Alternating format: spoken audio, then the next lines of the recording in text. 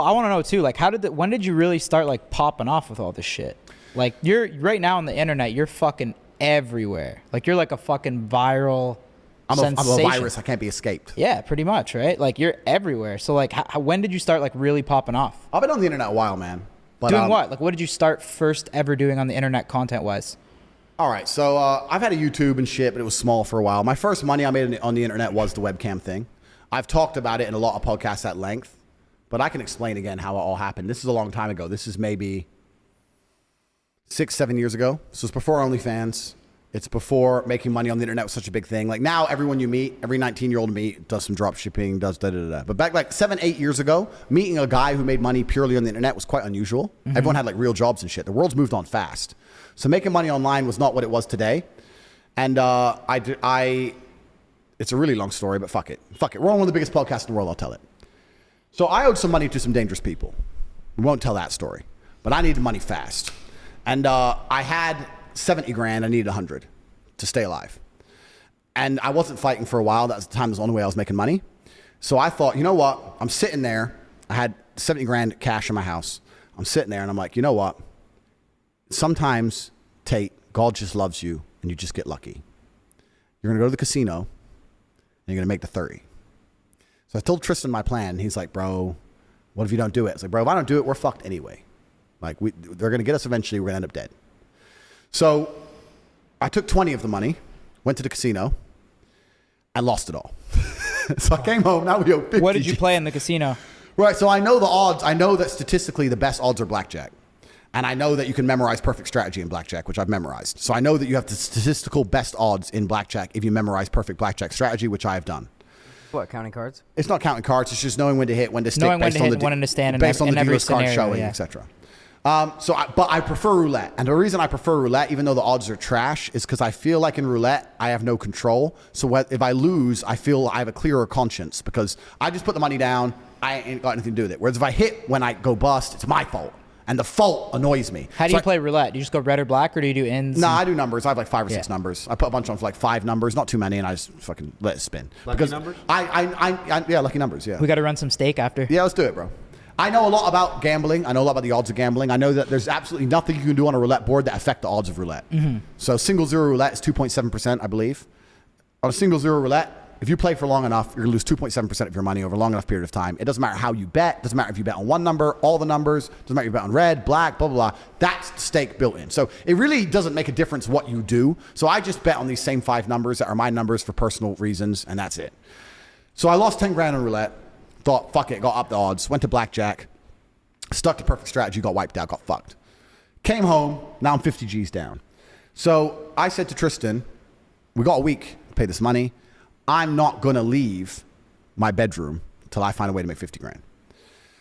So he's like, all right, cool. Because I think was it Newton? One of the scientists was a really weird guy. And if he had a scientific problem, he'd sit in his room and not leave until he worked it out. So I decided to become Newton. Maybe it was him, maybe it wasn't him. So I'm sitting in my room. So I started thinking, okay, let me approach this logically. I'm a very intelligent man. Let's do this. What do I need? Let's start at the very beginning. What do I want? Money. What is money? So I started researching what is money. What is money? How does it work? Federal Reserve, fractional reserve banking, interest, inflation, da-da. And by the time I got to the end of about a day and a half's research on money, I was really pissed off because I realized that money's bullshit. It's not even fucking real, and I don't have any. So now I'm double mad because I'm like, this is fucking imaginary trash linked to nothing, and I ain't got none. So I was really pissed. So I'm watching all these fucking videos and doing all this research on like assets, liabilities, blah, blah, blah. And then I got a piece of pen and paper. I've been taking notes the whole time. And I got to the point where I was trying to write down my assets. So I got a BMW. What's that worth? 22 grand something. I had a rented apartment. I'm big and strong, but I'm already fighting. I'm smart, but I'm already trying to make money. I'm just writing down everything I have. And I had like these 5 girlfriends from fighting all around the world, right? So I'd fly to Paris. I'd knock someone out. I'd fuck a ring girl. And then she'd be like, oh, you're the champ. You're the champ. I'm like, yeah, I love you too, baby. And I'd leave. And they'd think like I was this big baller in London. I mean, I had an apartment and a nice car. My life was fine. But I also had some problems from a previous life, which I can't talk about on the internet. And they were still in love with me. So I was texting all these bitches, whatever. So I had these 5 girlfriends in these 5 different cities all around the world. So I thought, well, are the girls an asset? Well, they have beauty. Beauty's valuable. So I guess they're an asset. Maybe they can like lend me the money or get jobs and pay me the money or some shit because I need to pay this money. I'll pay them back, but I need to pay this money. So I wrote them down. Anyway, as I was thinking, again, can these chicks help me in any way? One of the girls offered to lend me like 5 G's or something. It didn't really help. And I'm sitting there thinking, can these chicks help me in any way? And I'm not a ruthless person. I'm really not an evil person that they try and paint me on the internet. I am not the guy who's going to put a bitch on the track. I'm not the guy who's going to hard pimp a bitch, make her fuck dudes. I'm not that guy. I don't like those kind of things. I don't want anyone to touch my chick. Strip club, maybe, but then to open a strip club, you need money. Right? How the fuck you open a strip club with no money? You need to build a strip club. It takes money. Yeah. So I'm sitting there and I'm Googling on the internet like strip clubs or I was Googling like remote jobs, London, trying to see if there was some remote work I could tell my girlfriends to do online remotely to get the money. And I could tell the guys, look, I'll have the money by this day. And then between me and them and more of the incomes, I could pool the money and get the money, boom, boom. And while I'm looking up remote jobs, in the corner, one of them little videos comes up, talk to live girls now. You know those fucking things are on the porn sites. I've never been a porn guy. I still am, not to this day. I don't see the attraction in porn. I've never really been a porn watcher. I can really state under God, I've watched less than an hour of porn in my life. I don't find it interesting. I don't watch it. I don't go on the website. You never ripped porn? Never. It's not my thing. It's just boring. So I've never been a porn guy. So I didn't know how big like chatting to girls on the internet was. So I clicked on this advert. There's some chick sitting there talking to dudes, bring money on one of these websites. And I was like, I wonder how much she's getting. So then I start looking into this webcam thing, and I realized these girls are making bank. These girls are making fucking money. So that was the plan. I was like, all right, cool. The girls are going to be webcam girls. So I originally thought I'll set them all up remotely, and they'll do it all from home and send me the money. But the problem with that, I'll have one as well, if you don't mind. Yeah, Gabe, can I get I'll a have one. Thank you, bro. I'm serving a couple of, so I'll give you Cool. So, but then I thought, you know what? I'm going to be teaching all these girls how to make as much money as they want. Are they really going to give me the money? You know, am I going to end up with the money or is this going to go bad for me? Plus, now they need tech. I'm going to have to send them money to buy tech. Do I really trust the bitch to send the money? Is she going to work hard? Is she going to set it up right? This might all go wrong. So the only answer is I got to bring them all to me and I got to be in charge. So I flew all 5 chicks in. None of them knew about each other. Nothing. Thank you. Sat down at a nice restaurant. Me, Tristan, he flew 2, I flew 5, 7 girls. So look, about to get rich. This is my plan. I'm going to do this. I put a spin on it, of course. Big boss, big G, got big opportunity. This money's been invested. I've always wanted you to live with me. Now's your chance. You can leave Paris. You can leave Croatia. You can leave whatever. You come live in London with me. You're going to do this. You're going to be rich. I'm going to be rich, blah, blah, blah. Put a spin on it. You're all going to live here. Of my 5 girls, obviously they all kicked off. Who's this bitch? Who's this bitch? Who's this bitch? I'm like, look, you're all mine. Get over it. Talk about money now. This is a higher purpose. But you fucked her. Yeah, I fucked her. Who cares? We're talking about money. We're talking about millions. Get over it. Some of them got upset. They all started arguing, whatever. 3 left, 2 stayed. And that was the beginning of the empire. The 2 who stayed, bought some laptops, sat them down, said, look, you're going to get this much percent. I'm going to get this much percent. Wasn't exploitation. They wanted to do it. They were like, yeah, this could fucking make some money. All right, well, cool. Let's try it. And me and these 2 chicks started the company from the ground up. And we started doing 15, 16, 17-hour days. Now, when the girls were at the computer working, I was at the computer the entire time. Because another thing I learned from doing this business, I learned something about women, is that they are intrinsically, I don't want to use the word lazy, but I will. They have no interest in world conquest. They want to be comfortable. If you show a woman how to make $1,000 an hour, she'll think, I can work 2 hours a week. If you show a man how to make $1,000 an hour, he'll think I can make $18,000 a day. We want to conquer the world. We want all of it. We want all of it. Not to cut you off, but I agree with that completely. And OnlyFans has proven that. It's proven it. They're lazy about it. There's like, give me enough for food and rent. Can't be bothered. Lazy. They're lazy. Yep. So we didn't have time for lazy, right? So I was like, no, we ain't got time for that. We got to make all of the money. But we made this much today. Not enough. There's more money in the world. It's ours. All of it's ours. I got to the point where I was so obsessed with it. I'd be sleeping in bed, because the chicks would sleep with me one each side. I'd wake up to go piss. And by the time I finished pissing, I was awake enough to say, all right, 2 hours sleep, that's enough, get up. Back to work. We're going to fucking kill it. So me and these 2 chicks, and they were about it, right? Because they're getting money as well. Me and these 2 chicks, we just started fucking hammering the webcam game.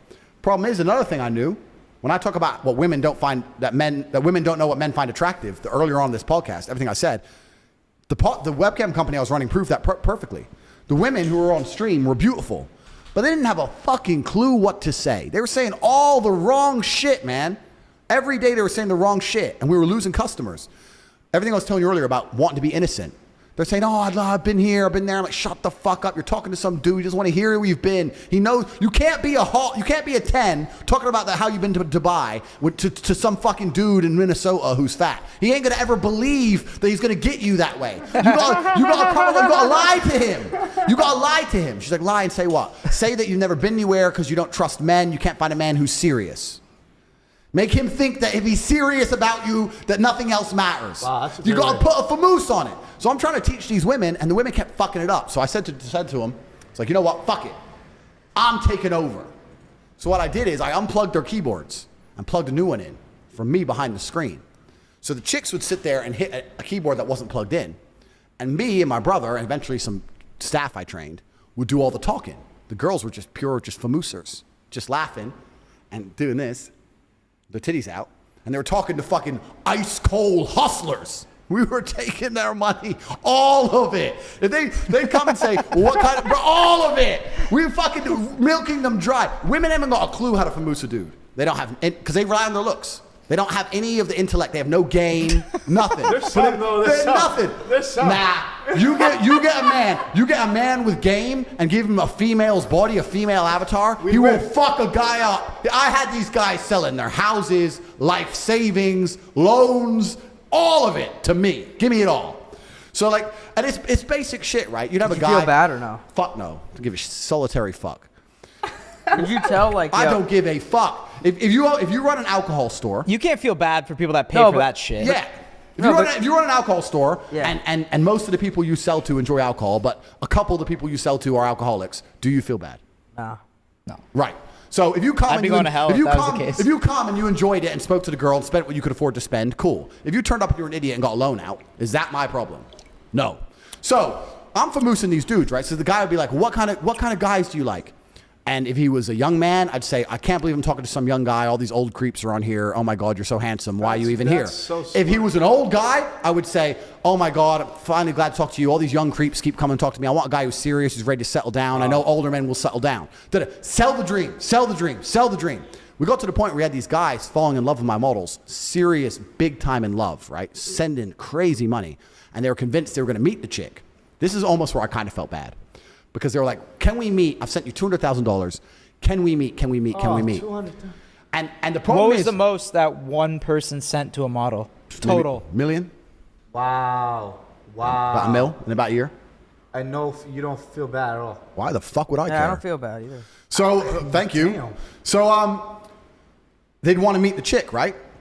I only did a meeting once ever. I had a big customer with my best girl. How much did that cost?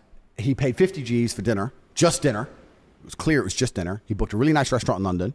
It was me, my brother, and about 4 of my other kickboxing boys on different tables because he doesn't know what we look like, right? So he's gone to dinner. She's sitting at the table. He's sitting at dinner. He's surrounded by killers, bro. He didn't even know. In case he was weird or tried to drug her or some shit, right? So he sat there at dinner, had the dinner, whatever. Dinner ended, nothing happened. But after they meet the girl once, the fantasy's now ruined. Like, so now they're like, okay, when can we meet again? When can we meet again? You said you liked me. You said you loved me. Hey, why don't you stay over? They start getting really pushy. And you end up like losing the customer because you can't keep meeting him without nothing happening. Girl doesn't want anything to happen. So you got to kind of keep it in the fantasy world. So we learned from this. After this, girls cannot meet guys under any conditions. So what the girls would do is they'd promise meetings. And maybe this is a bit bad. Here's where the famoose would start. So it'd be good. Like I had a lot of girls who worked for me. And the best was like the Ukrainians or the Russians. It was amazing. Because they'd get some guy, fall in love. They'd arrange today to meet. All this shit. I need a visa. Okay, get a visa. I need money for a visa. Okay, how much is the visa? It's $900. No, but it's not $900 because I went to the embassy. They think I'm a risk and I need a return flight there and back and I need a hotel. I need to have spending money in my bank account. They won't let me come.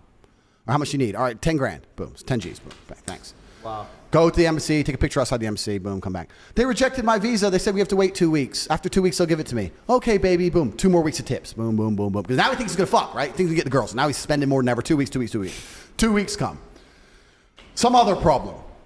Whether it's visa, whatever. We make up some bullshit, right? All these OnlyFans chicks can learn from you, man. Oh, man, no, bro, but you know, like a free people watch free OnlyFans tutorial. Yeah, here in the DMs. people would say, why did those girls work for you? Because the girls would work for me and at 50%, because it was 50-50, would make millions per month. If they worked for themselves, they'd make fucking nothing. I was the best in the fucking game. Me, and I had a whole team of staff. that's fucked. The girl would only work 6 or 7 hours a day online. So how did it end? Bro, the story's just begun. Oh, fuck. You want me to tell you? I can shut up if you want. Wait, No, you go could for have it. double dipped and started a coaching to coach these guys too, right? I could have, but fuck, I'll give it all for free because I'm rich already. But so the girl would be online for 6 or 7 hours, but then when she logged off, was sleeping or whatever, on her WhatsApp, I'd have staff. She was online 24 hours a day. Her WhatsApp, her this. She was famoosing when she was asleep. We were bringing in money from the fucking sky. We were promising all these meetings, all these pictures outside of embassies, all this shit. Eventually, the girl, what she would do is she'd say, oh, I don't want to go embassy. She'd give a really lame excuse to try and provoke the man to get angry. So she'd say, the embassy want me to come back, but I have a headache. That was the one we'd use. He'd be like, I just sent you $1 million. You promised you were going to come. You said you had to delay. Now you're saying you have a fucking headache and you won't go to your appointment. To make him mad on purpose, because that would annoy any man. And then, that's what we needed. We needed a little trigger. And we go, why are you being aggressive? I'm not being aggressive, but you're not serious, da-da-da. And then we'd say, but you know what? I really like you, and I'm flying to the other side of the world by myself, and now you're being aggressive, and now I'm intimidated. And we'd flip it on him, saying, well, now you're being scary. No, I'm not being scary, but you know, it's your appointment. You're supposed to go, yeah, but I feel sick, and you don't even care. Female bullshit. Female bullshit. And flip it on him. Man. Oh flip my it on God. him. And he'd get fucking furious, because we were really good at playing both fucking... sides. Poking him to the point where you go like, you're a fucking scammer, you fucking scam me, get really mad. I can't believe you think I was a scammer. I was gonna come, I went to the embassy, you're a fucking liar. Every man in my life has only lied to me. I thought you were different. Da-da-da. Big beef, big argument. Yep. Big argument. But here's the thing. The guy would get pissed off, right? And leave, stop tipping her, stop coming to her. But for these men, that's the only chick in the world, the only hot chick in the world who talks to him. Maybe it takes a week, maybe it takes 2 weeks, maybe it takes 3 weeks. He's in bed at night, alone, jerking off, looking at her old videos and pictures, watching her stream again from another account so she can't see it's him, sitting there going, maybe she was going to come. Maybe I just got too mad when she had a headache. Maybe I should have been a little bit more patient and she would have been my girlfriend. And 100% of the time, in less than 3 months, they'd be back with an apology, a brand new pile of money, and the cycle would repeat. We fucking killed the game. Millions of dollars a week